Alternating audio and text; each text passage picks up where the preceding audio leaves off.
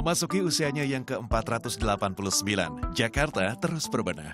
Salah satu proyek yang tengah digenjot adalah percepatan pembangunan infrastruktur seperti jalan layang non-tol serta jalan tol. Saat ini, kawasan Jabodetabek dikelilingi 15 proyek pembangunan ruas jalan tol baru. 6 diantaranya berada di DKI Jakarta. Investasi proyek jalan bebas hambatan ini mencapai 72 triliun rupiah. Salah satunya pembangunan ruas tol wilayah Bekasi-Cawang, Kampung Melayu atau Becakayu ini. Meski sempat mangkrak dan proyek ini kembali dilanjutkan. Namun sayangnya proyek pembangunan infrastruktur tidak serta-merta disertai dengan rencana antisipasi jangka pendek. Akibatnya, pembangunan proyek itu kerap menimbulkan masalah, di antaranya kemacetan lalu lintas dan polusi udara.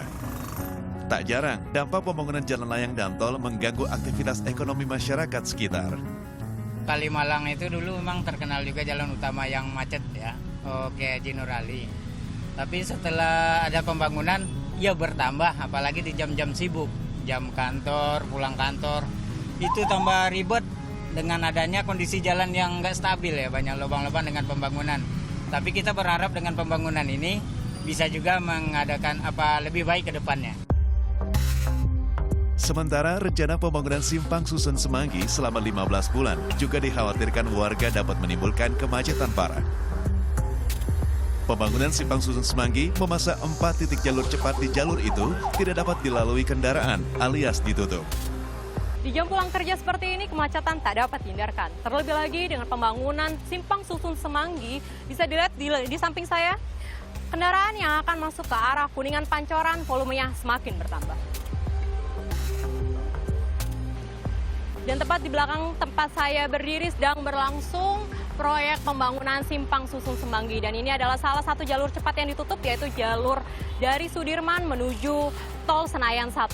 Selain jalur cepat ini, ada beberapa juga jalur cepat yang tentunya ikut ditutup, seperti jalur dari Blok M menuju Selipi, kemudian jalur dari Cawang menuju Blok M, dan juga jalur cepat dari Gatot Subroto menuju Jenderal Sudirman. Dan rencananya proyek ini akan terus berlangsung hingga bulan Agustus tahun mendatang.